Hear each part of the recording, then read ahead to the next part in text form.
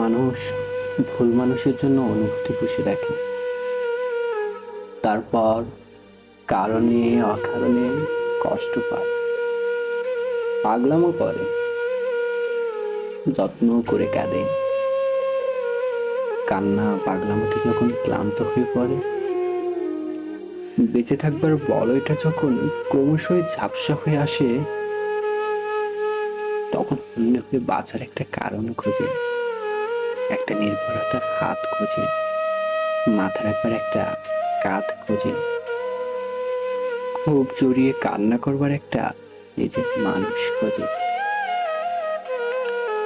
কিন্তু নির্ভরতার সে হাত, মাথা রাখবার সে কাঁধ, জড়িয়ে কান্না করা সে বুক, কোনটিরই দেখা মেলে না। তবুও মানুষ আশায় বেঁচে থাকে।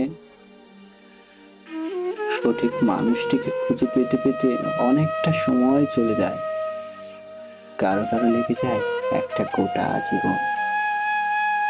তখন আর অনুভূতি বেঁচে থাকে না, ফুরিয়ে যায়।